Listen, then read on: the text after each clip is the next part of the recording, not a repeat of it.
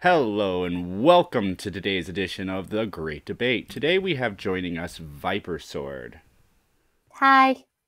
Hello, thank you for showing up. I've been pestering her for a couple of weeks to just try my show out, and I finally got her.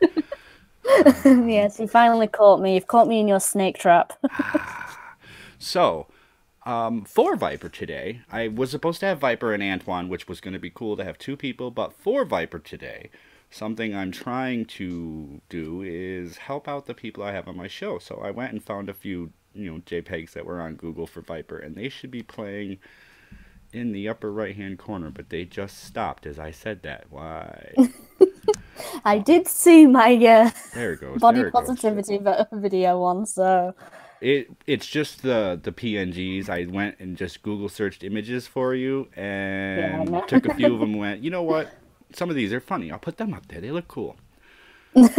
Something I'm trying to do because I had the blank space. Also, just for fun, because I'd like to have fun with things, I also colored her name tag the same color as her eyes.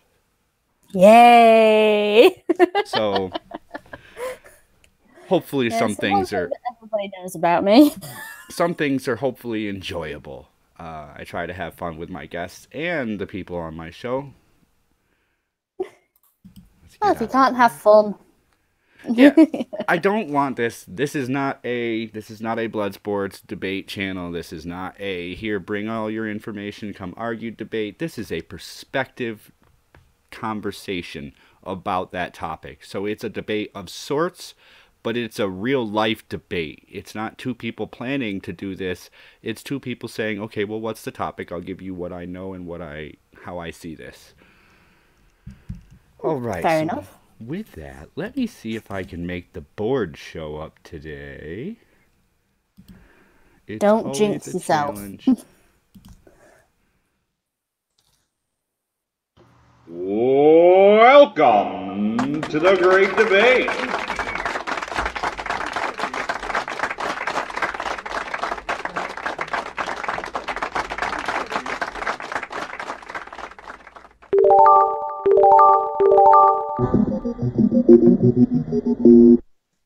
Hopefully it was pretty cool to see on your side. All right, so here's how we do this. As most of my... Oh, welcome to the chat methods.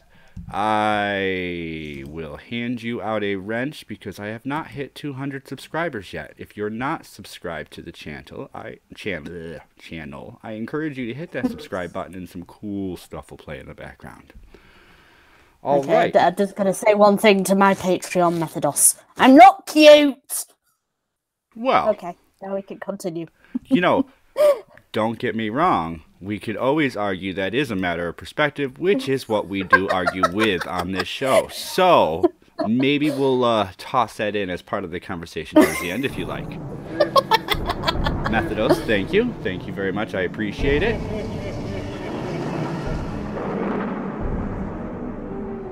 Sir Adamantine, also welcome to the chat. How you doing today? All right, so real quick, there's 18 topics on this board. Behind each of these generalish topics, there's a sentence or a question or a statement, something to start the conversation, something to take a look at it and go from there. They're divided into 3 categories, but that's just a rough division. Keep that in mind. Okay. And it is the guest's choice because I do program all the questions and statements. Okay then. Let's start off easy. Video games. Video games, they are not always easy. Many casinos have gone to computerized gaming systems. Does this feed into the video gaming culture? It's certainly in question, especially in today's sort of gaming society, especially within the conversations of loot boxes. Does that equate to gambling or does it not? You can find this out if you just take dip your toes, as it were, into the Battlefront 2 Star Wars controversy that was going on. As casinos themselves going into a computerized gaming system, I wouldn't say that it would go into the video gaming culture, because video games, I think, are different than a roulette machine. Okay. I'm not sure how casinos or if casinos are readily available out in Britain or anywhere near you. Um, we do have casinos. It's more of what they called betting booths. So you go in, you bet on the horses, and Okay. or you bet on the So races, like basically. what we would call in America an OTB, an Yeah, off-track betting. yeah. Okay.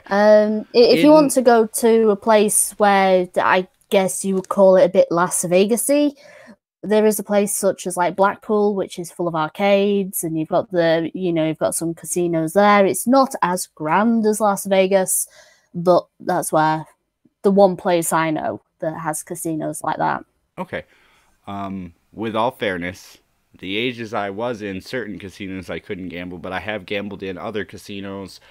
I've driven past Las Vegas, but I have been to I think it's called like the Tri-City area, Reno, Sparks, and Carson City, which is in northern Nevada. It's another large gambling area. I was there for a car show. Mm-hmm. By happenstance, I was there with family, and one wanted to drop $100. We were in there for a little while. Some of the machines that you play on, they've got a stool bolted to the floor in the front. It's like a bar stool looking thing, silver Mm-hmm. rails, red top. You sit down, you spin on it, and right in front of you, you got this touch screen with levers and buttons and shit to play with. And you can put coins in, you can put a credit card through and do donation or do amounts and do it like that. But when you look at it and when you watch somebody play, it's almost like walking into an arcade and sitting down in one of those arcade stands and hitting buttons and playing a game. Mm-hmm. I won't deny that, there is crossover. Won't deny that because many people, especially youngsters today, who will have grown up on the Xbox and the PS4, and not run around throwing sticks at each other as they did back in my day. The everything's becoming computerized. I won't say that where nothing is becoming computerized. It's not like it's not at all being viewed this way or whatsoever. But yeah, it's modern, it's updated. Does it still cross over into video game culture? No, I don't think so. Really? I would think that if somebody at a younger age got addicted to video games, that could possibly lead to an addiction with gambling. Now, like you started to compare loot boxes and things, Mm-hmm. you can gamble away on anything. There's entire movies about it. Oh, I'll gamble you whether the next person who walks through the door is a guy or a girl. I'll gamble you over, what the next order is going to be at the counter. I'll gamble you over, whether the next car that drives by is blue or black. I'll double the odds and I'll tell you it's going to have a stripe. You know, you can Mm-hmm. gamble over everything, but the newer casinos, I've been to a couple in the Northeast, and they offer real digital gaming. You walk in with a card. You don't even really deal Mm-hmm. with money most of the time you're there, and it really just feels like you're walking around playing different video games at an arcade. It reminds me of childhood arcade games. That I think it just depends on what sort of games that you actually play. I mean, if it's like an arcade where you're playing Street Fighter and you're actually in the arcade, I can get the nostalgia for it. But if you're one who sits in your bedroom playing Call of Duty or Mass Effect or video games like that, it might not feel the same way. Right. I mean, video arcades nowadays. I was just in one that has recently opened up. It's not got many customers at the moment, but went in with my brother, and it looked more like an esports event. Just all these computer chairs and computers, Xbox, PlayStations, all set up, and that's the modern day arcade. So I Yeah. can get the nostalgia of the old arcade when you go into a casino, but arcades themselves have also updated to where they are really computerized and things like that. So I I can see why people might draw the parallels, but I don't think it's the same thing. All right. All right, let's say hello to some of the other joiners. Saki, how are we doing today? Echo the Christian. I haven't programmed the Nightbot to talk about Jesus yet. We'll get there on one of the BSing, or as I call them, the shooting the crap streams. We do try to have fun with the bots on this channel, that's for sure, as well as in the Discord if you happen to join. The links will be provided by, well, the bots. Just ask for a Discord link. They really are interactive. No, if you haven't guessed, I did tweet out the link saying I'm streaming here, and that just seems to pile everybody in. So. Oh, I appreciate it. I've seen a couple of new people, Sir Adamantine and Methodist. Yeah. And we do appreciate the new people to the stream. Hopefully you guys enjoy it. Well, on that topic, let's pick the next topic. School. Without consistent testing, how do we measure the development, progress, and achievements of students and schools? Tests. See, my worst enemy. Before you run off, because I'm gonna have you explain Britain, because I'm an American, and I say that all the time, and I'm always asking for how you guys do things, and then how you see it. In America, since Bush, and I forget which one to be perfectly honest, he signed in that No Child Left Behind Act, and that requires the schools to do mandatory regular testing and submit these results to see where the school stands. And that's kind of created a culture where they literally teach to take the test. Yes, it's very much the same here. Teachers do not teach for the sake of teaching. They teach so that students can take a test, especially when it comes to something like maths, science, and the language. What we also have, or what we have, is every year in high school, you go from year 7 to year 11. And I think this has changed now throughout the years, since I've been away from high school, that barbaric time of my life. So from year 7 to 10, you would have what is called a SATs test, which is basically like a standardized test that would measure how you are doing, what level are you at. And you would take a test depending on where, the teacher would evaluate your level, but also what level you got the last time you took it.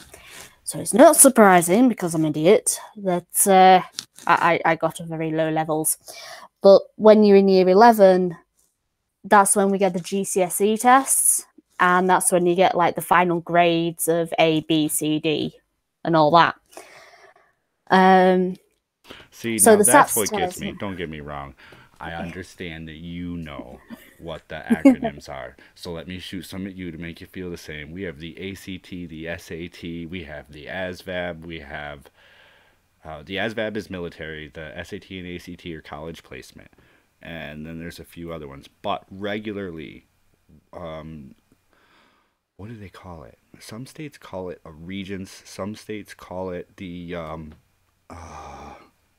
I think Regents is one of the most common ones for it, is the yearly test that's taken. They take them halfway through the year, and at the end of the year, they kind of tell where the student's falling based on the curriculum being taught.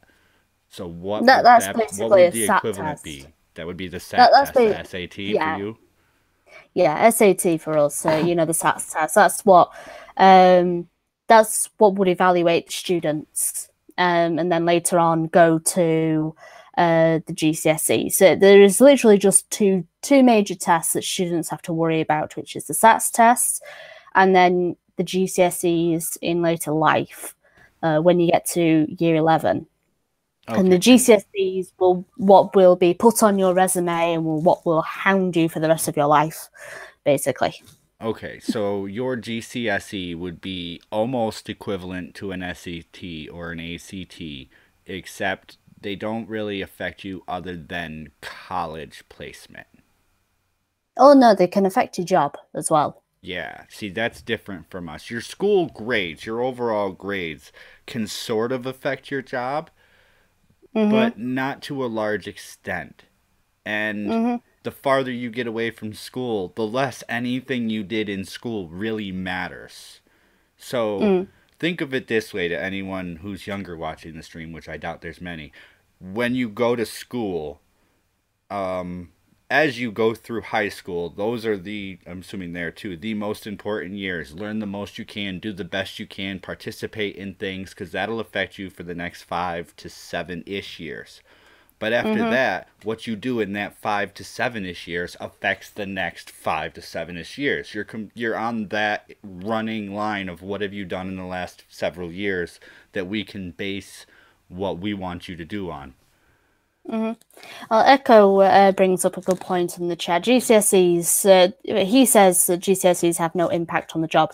Not entirely true, Christian, but A levels are also what uh, employers look for, and A levels are usually taken either in college or university. Now, I didn't do A levels because when you get into college, you can either go the route of the vocational, which is basically a lot of coursework, or you can go the route of tests, which is what will set you up for A levels, and then through university you can get like your O level and things like that.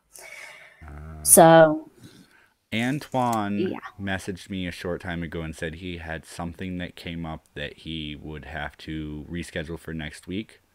So I do apologize for Antoine not being here today. I also took all the extra stuff I threw in for Antoine out so that I wouldn't give it all away, because I have done quite a bit of work. When I know you're coming, I spend more time working on you showing up. So that's why you have some stuff done, but not a lot. Mm-hmm. Because I try to be tasteful.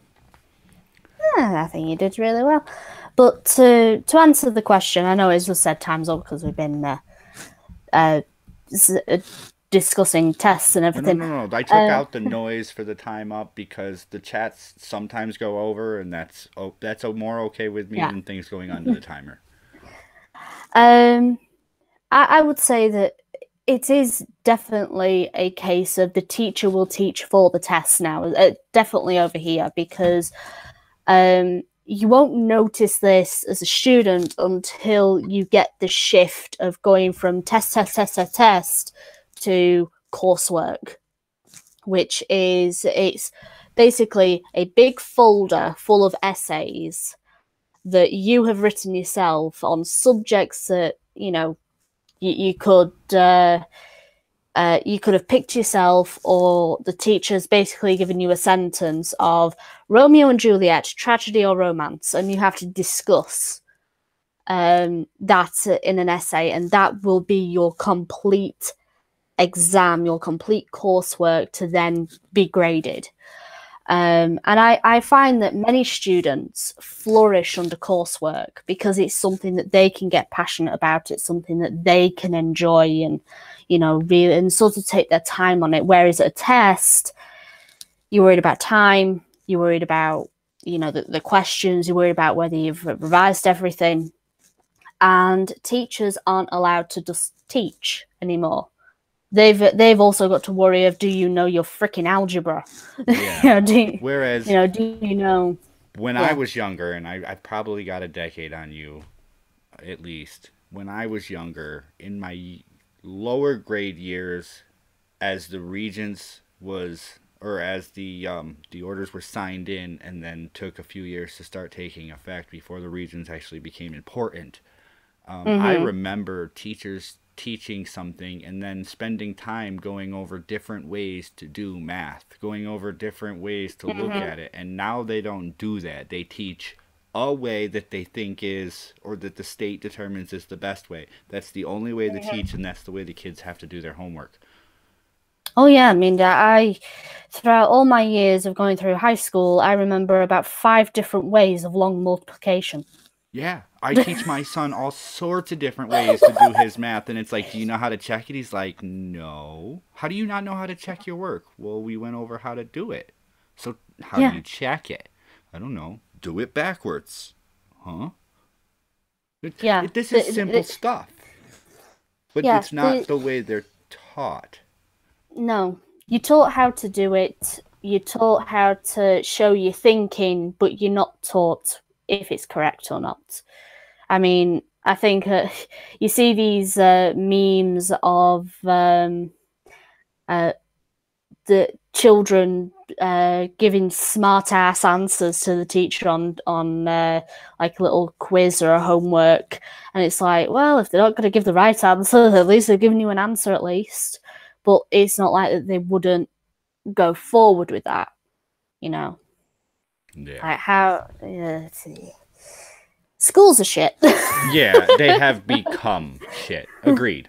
So, with that, let us move to the next item we're going to discuss. What would you like that to be? That's it. Well, let's have another easy before we go to a hard. Let's talk movies. Movies. There is a slow decline in the market of theaters, awards, and concern for Hollywood. Will this contribute to a decline in motion pictures being produced in the future? Nah. You don't think so? I don't think so. I think that, come on, Hollywood is going to make the money either way, and people want their mindless popcorn entertainment at the end of the day. Why do you think the new Star Trek films did so well? It's mindless popcorn entertainment. And in a way, even though I love them, the Marvel movies are the same thing. Okay, but in all fairness, fewer people are going to theaters to see them. And sometimes the more controversy that's created over these problems, the fewer people want to go see the movie until it comes out on DVD. The box offices don't make that money, and things will start shifting as the money starts shifting. So will this contribute to a decline in Hollywood? Well, I would then actually say, is there already a decline in Hollywood? I think there is already a decline in Hollywood because you've got people moving to Netflix. You know, you've also got the movies and theaters' biggest enemy, piracy sites. You know, sites where you could literally just watch the film early before it comes out on DVD because it's got the export from China. Yeah, and oftentimes you can. I forget what it's shared services. What are they called? I used to use them a lot to download shit for free, and you don't even have to pay for it anymore. So people are going to stop spending money going to the theaters. Not everybody, but a lot of us. I mean, I don't know how many people in this stream regularly go to a theater. I used to. As a teenager, I'd go at least once a month. I mean, it was a bit more difficult for me to go to the cinema because my nearest cinema is like 5 miles away.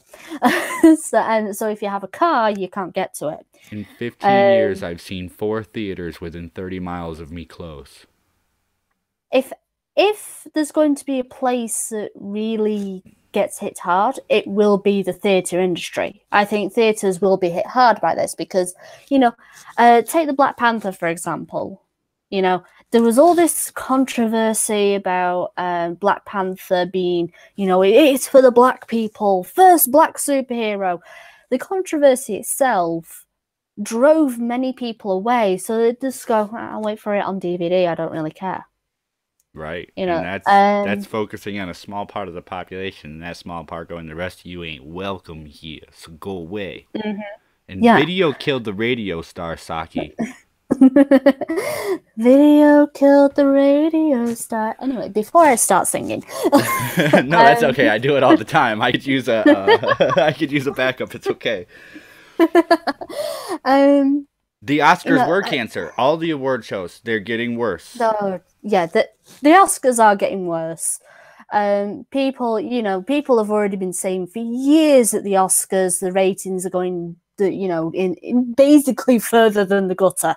So we know that the Oscars are utter shit because it's just, at the end of the day, it's just an award show where all the big celebrities pat each other on the back, and it's nothing to do for the regular folk, for the ordinary folk.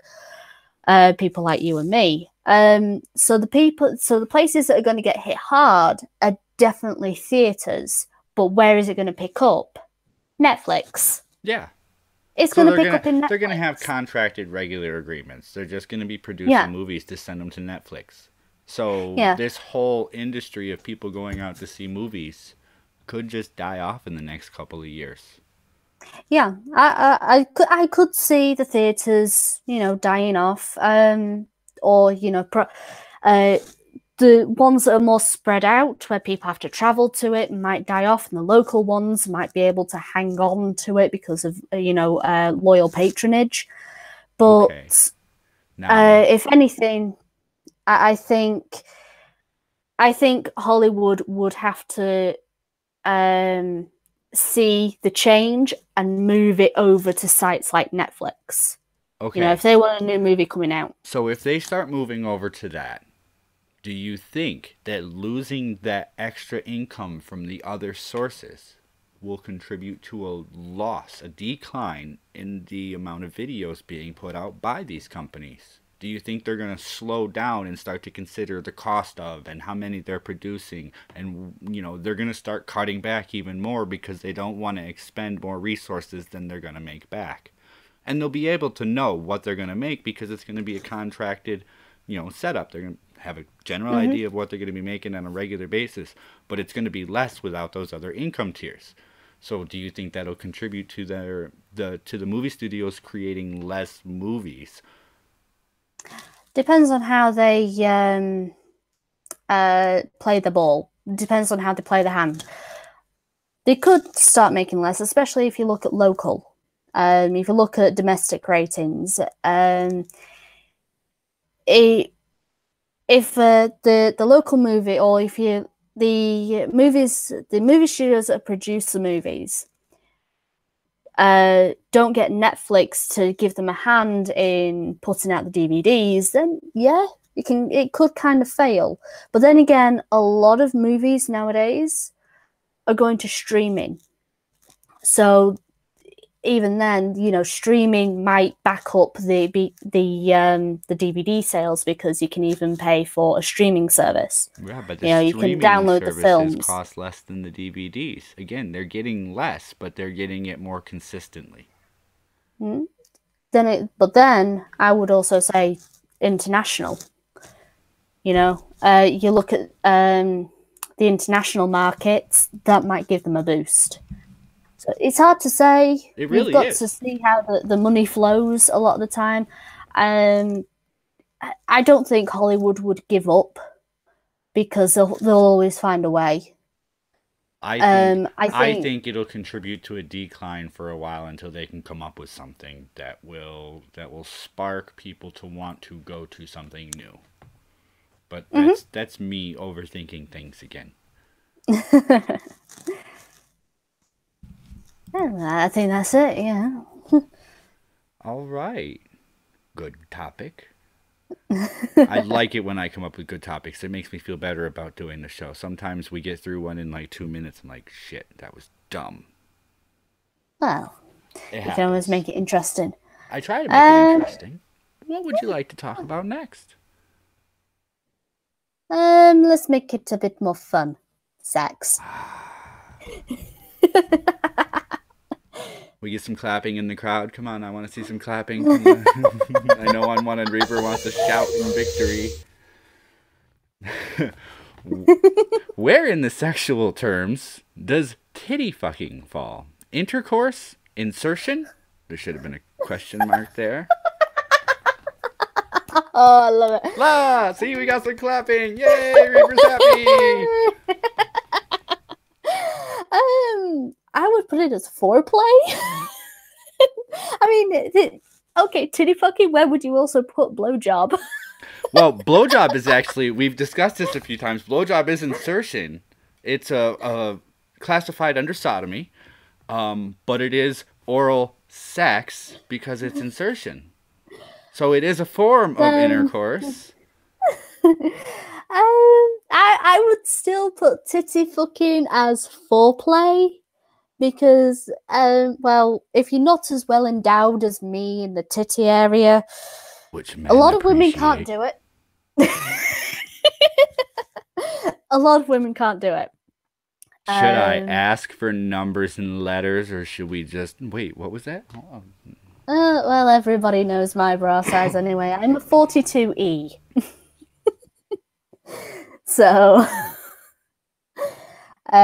yes. Which I'm not. Where would that fall versus a 42 double D?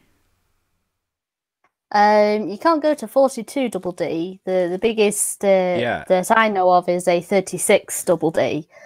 Is it 30? What does she wear? It's about 2 inches bigger.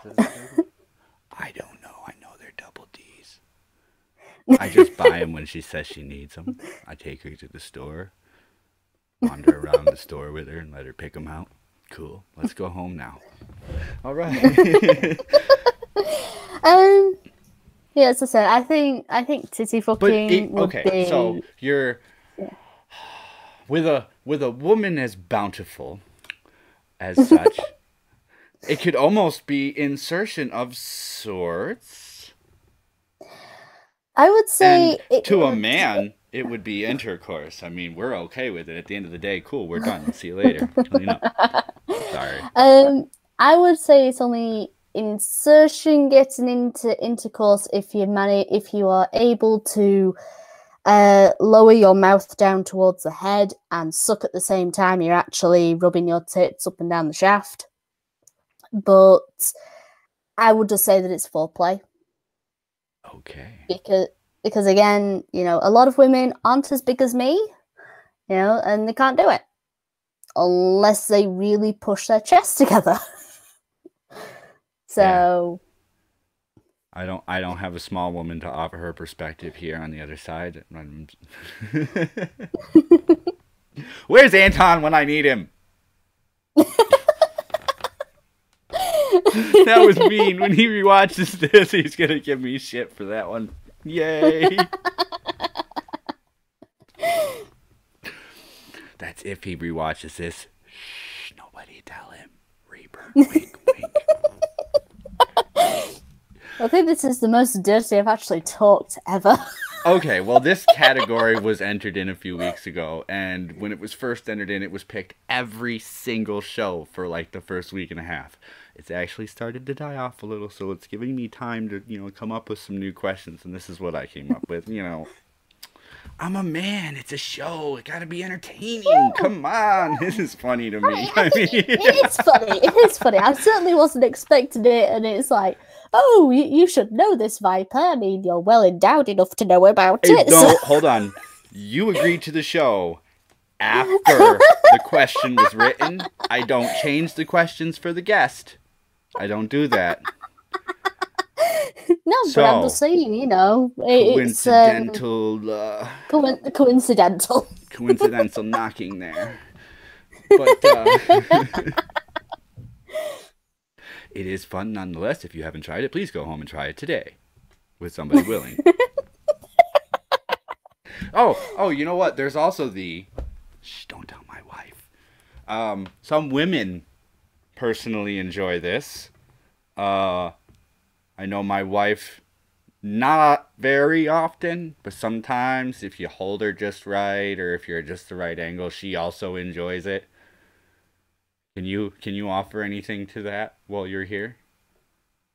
I wouldn't know, since I'm a virgin, technically. I've never had sex. For the very first time. Ooh, like a virgin. Oh. I'm a virgin. I would know. Well, gender fluid elves. Now it's a party.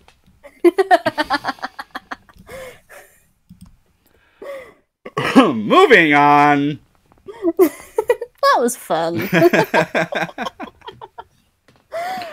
Oh, how do you like this? Is it better than you thought it would be? Yeah, it's quite fun, actually. It's a game show conversation. It's just something to have fun, but still kind of talk about serious things with real life opinions, not what came out of a book or out of Google. So Let's go for toys next. Toys. Does anybody read the recommended child ages for toys and games? Oh, if you worked at a gaming store, you certainly know that's not true. I don't think people do. If nowadays, I think if it was back in the day, people would, because, you know, it was the days of helicopter parenting and, oh, what is my child doing on the internet? Now it's more of the days of put them in front of a TV and hope that they don't bother you for about 2 hours. Or a phone. Or a phone or a tablet. So I think many parents, like of my generation, probably won't actually look at the ages on, say, video games, because, hey, if it's all right for me to play, it should be all right for my kid to play. You know, I find I do it a lot. I don't really. My kids and my wife and I, when we sometimes go to pick out games, we will look for something that everybody wants to play. And the hard part is finding something that everybody wants to play, because the kids look for something that looks cool. The parents are looking for something that the kids will actually be able to get through without causing arguments, yelling, screaming, pouting, and anything else that might come along. And you start to not pay attention so much to any of the other labels except for the cover. And yeah, it might have in little tiny letters in the lower left or right hand corner or upper corner, wherever corner it puts it, but just off in little letters. You know, for ages 3 and up, for 5 to 7, for whatever. Parents really don't care, because, you know, we're parents. We'll play a kids game if we have to. That's no big deal. So it's the little pieces and the other stuff like that. Do parents even really pay attention? Because I gave my kids puzzle pieces at, you know, 1.5 years, 2 years old, that you're not supposed to give them till they're 3 or 4, because they're the ones that you buy for kids, that they, even if they chew on, they can't injure. But they're still labeled for like 1 year or so above. So you find yourself not paying attention because you're looking to fulfill something, and makes you wonder, is it important? Are these categorized right? Why wouldn't people read them? Why are they put there if people aren't reading them? A lot of the time, well, they are put there so people can read them, but a lot of the time, parents just want to get the shopping day over and done with. If they've got a screaming child with them, then they want it to get it over and done with faster, so they can basically put their feet up. You know, as I said, back in the day, like my mum, if she was going to buy me, my sister, or my brother something, she would check to see what the product actually was. So if me and my brother wanted something related to Power Rangers, she would see if there was any small pieces in there that could be detachable, so that my brother wouldn't shove them down his throat. Oh yeah, you know, when my daughter gets dolls, the first thing I do is take the shoes and the crowns off. Yeah, and that's what my mum did. Not because she'll swallow them, because they'll end up somewhere in the carpet. Yeah, and that's what my mother did, and even my dad did for my sister whenever she wanted a Barbie doll. I think me and my brother and my sister, we kind of got used to the don't put small things in your mouth since we had Lego, which is the bane of everyone who goes around in bare feet. Do you want a trick? Granted, I know you don't have any, but this goes out to everybody. You want a trick to teach a 4 or a 5-year-old kid to stop chewing on toys. This doesn't necessarily work for 3, but if you think it might, go ahead and carefully try it, but be very careful. My daughter used to love chewing on things. And about 1 year ago, I discussed with the dentist and the doctor before I tried this how chewing gum or bubble gum would go for her. And I was told, go with chewing gum, not bubble gum, because it's a smaller portion. And it'll be that instant gratification that lasts a little while but doesn't have to last too long. And that got her to stop chewing toys, is to give her bubble gum. Give them something to chew. Not always candy, because that sometimes makes them hyper. So I was looking for an alternative, and chewing gum is a good alternative to chewing on toys. So try that trick. If you have to, check with your dentist and or doctor, but it works. It really works. No, my daughter will eat peppers, onions, everything right off the counter as I'm cutting it to cook. She will eat it fresh. Nothing worked. Chewing gum for a little kid. I didn't want to do it, but I checked, and I tell you what, it took 2 weeks. 2 weeks of having chewing gum in the house. Well, there you go. But to get back to the question at hand, if it's like something like a physical toy, like a doll or Power Rangers, I think to today's generation of parents do brush it off a lot more. But when it comes to video games, I don't know. I think it depends on the parent. I mean, it's not like every parent is going out and getting their 5-year-old Call of Duty or Grand Theft Auto. No, especially with the whole conversations about video games at the moment. But a lot of toys nowadays are becoming bigger, so not as many small pieces. Involved. Or they're reducing the number of small pieces or things clipped together. The worry then is that things end up breaking. Yeah, and again, we are in the generation of stick them in front of a tablet and hope that they stay quiet for 2 hours, which is not good. Get them outside and play. Yeah, well, I'm for both. I'm huge on giving them something, but I'm smart enough to continuously check the items I give them to make sure they don't have anything I don't want them on. At the same time, I'm very restrictive as to how often they're allowed to have them and for how long. So if my son or daughter, who isn't allowed to have her phone because she threw it, if my son or daughter has their phone, it's roughly about an hour. Not usually much longer than that. Same thing with video games, unless they're playing with me because I'm on a lazy day, or the TV. They get about an hour at a time, a couple of days a week, not an hour every day, not even all combined. But come summertime, you're talking 8, 10, 12 hours a day outside running around, riding bikes, playing with things, working on things, moving rocks, working on the yard, anything. Even in the wintertime, outside shoveling, outside building snowmen, outside building snow walls, having snowball fights. I have them out there whenever it's feasible. But I try to balance it the best I can. I think that's what's important. Ages for things is important, but medium. It's important to the growth of the child. Them skinned knees. That's basically it. Absolutely. Kids need more brain damage.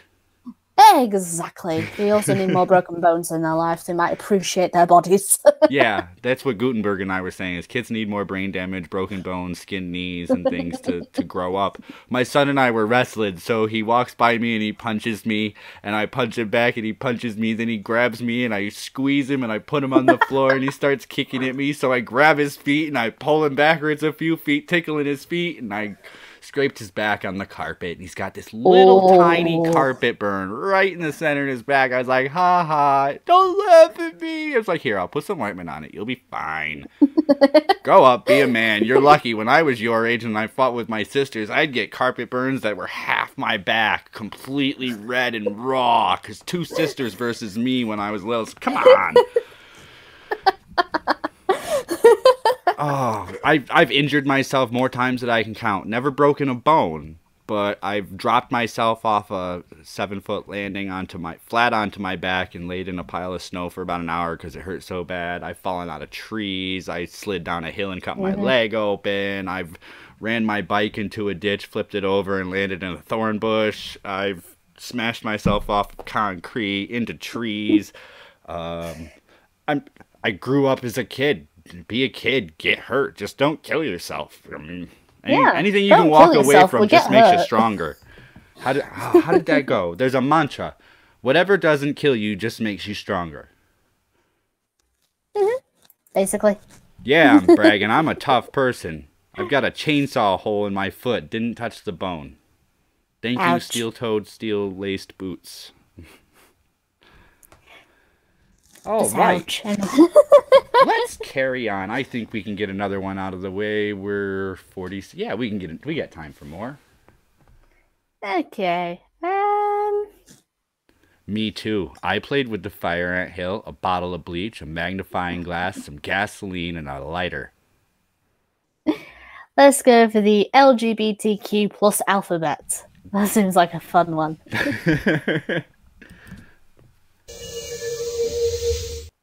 If people are inclined to be LGBT from birth, at what ages should they be allowed to make the decision to turn trans? Oh, 18. Sorry, I'm a hardliner when it comes to this. I don't think there should be such a thing as puberty blockers either, because oh dear.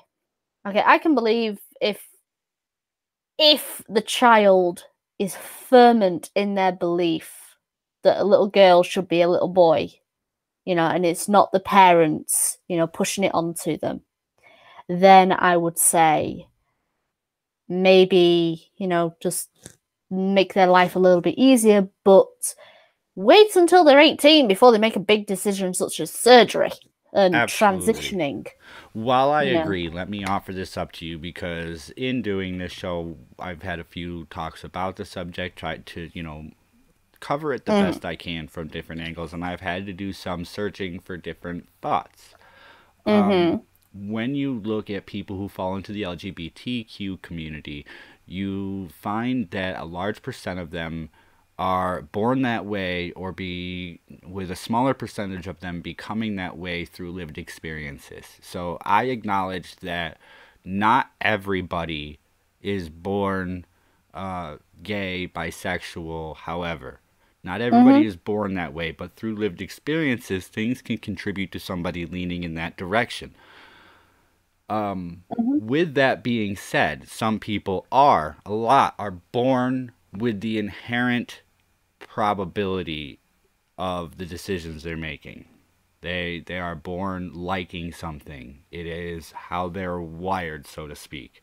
And being hard to determine is an absolute. It's hard to tell whether they're wired that way or if it's a phase they're going through, but a lot of them are wired that way. And if you can determine rightfully which ones are that way and which ones are just going through a phase, then we can better make this decision. However, knowing that more often than not, the people who align differently than their gender or sex, however you want to talk about this, it is usually from birth. So then there has to be a period before 18 that would allow them to know for sure.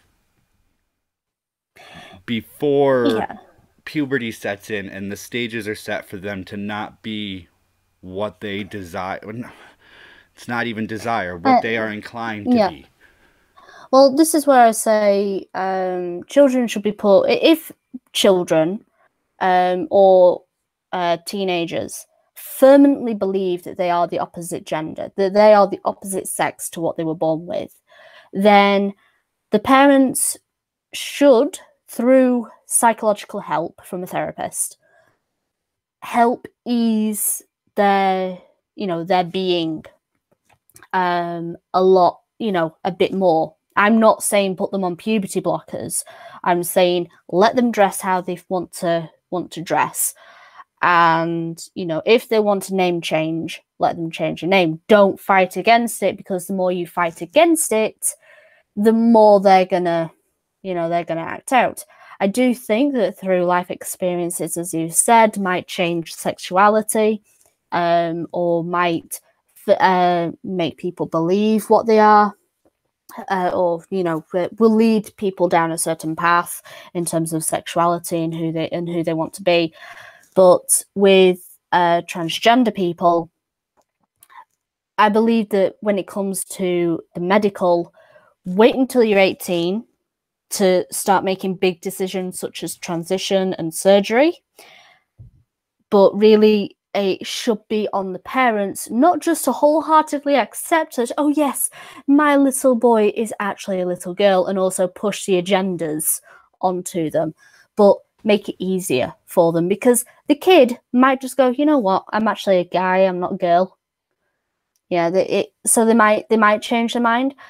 The only problem that I would have is if children are hoping for a trend. And I think that's what the trans trenders are actually doing in today's culture.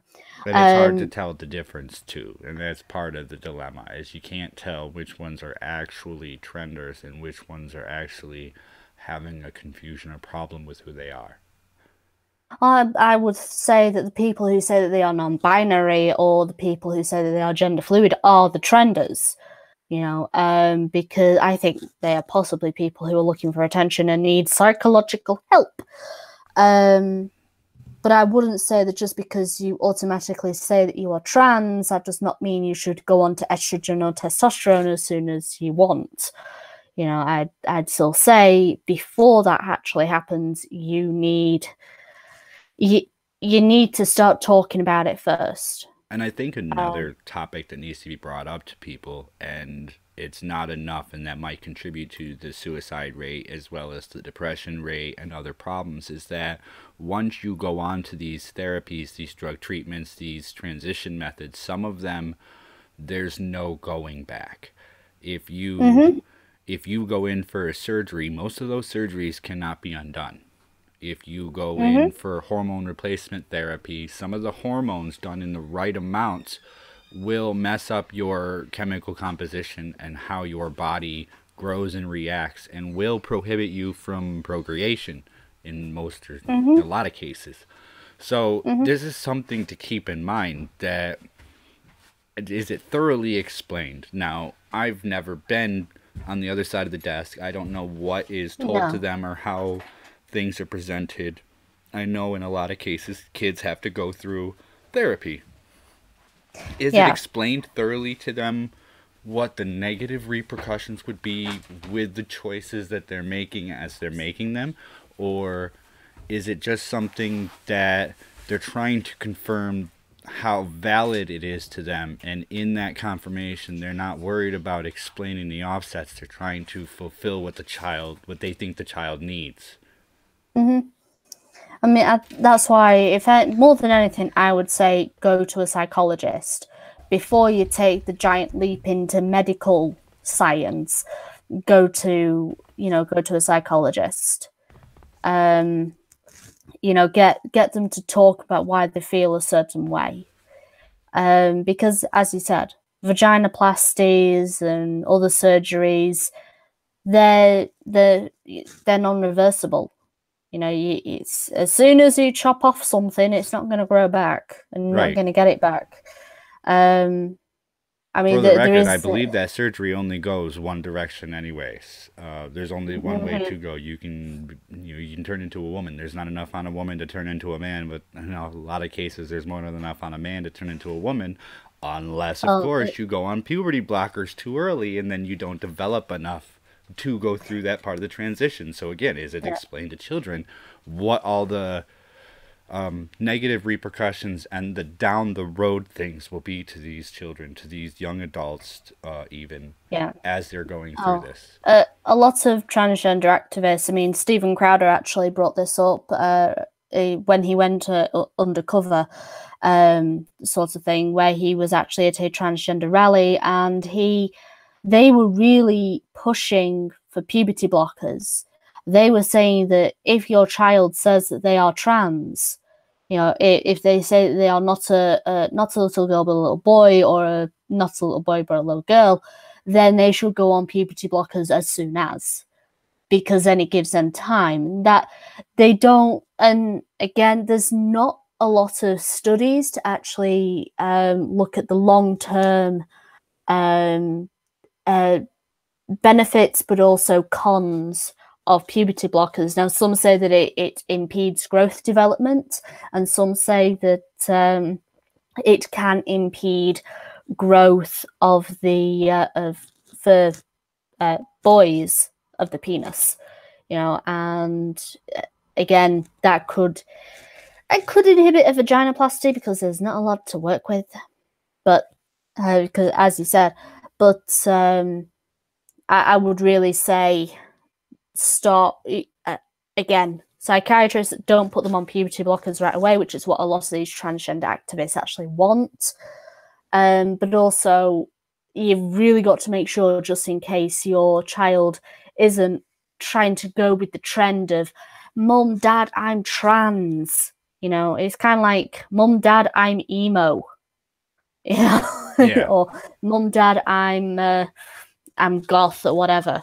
Yeah, it's not what kids are thinking it is. They're hearing about it, they're being told about it to make sure that, those who are being found and given the support they need. But in the effort there, other people are going, well, wait, I want to be special too. Why are these people being singled out for extra? I want extra. How do I become special? And that catches on. It doesn't matter what civilization you're in, but some people don't realize that other kids are going, well, they're getting special treatment that I'm not. I want to be special too. Yeah, basically. That's basically what it is. And you've got to really look out for it. So. Right. Oh. All right. Very, very interesting point of views. I appreciate them so much. Let's pull the game board off. How did you like today's show? I enjoyed it. Very, very interesting. I know I picked the subjects, but very interesting talking points and conversations. Right, and it stays random. Try to keep it interesting. I try to keep it somewhat fun, but also on a serious note, trying to discuss what everybody else is discussing, but let's not take it so seriously. Let's take it literally. Where are we? How do we see it? And how can we get this out to other people who might hold another point of view and want to come on and express that, or want to take our point of view and go somewhere else and say, I agree with what this person said, and I think that we should work on this.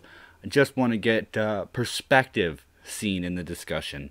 I don't think people's perspective and where they are and how they grew up and how they see things is very important, because everybody's an individual. So I really do appreciate people when they do come on the show and offer their input. I wanted to say thank you for showing up today. I'm glad you could have me on, and I'm glad, I'm happy to be here. I'm sorry that I couldn't participate yesterday. Things came up. No, that's fine. I've got plenty of space right now. Hopefully I'll catch on and it'll get harder, but I'm more than willing to have you back in the future. We'll see what we can do. Absolutely. Just everybody in the chat, feel free to spread the link, hit the like button, and all that other fun stuff. And remember, guys, the moral of today's stream is kids should skin their knees more. Yeah.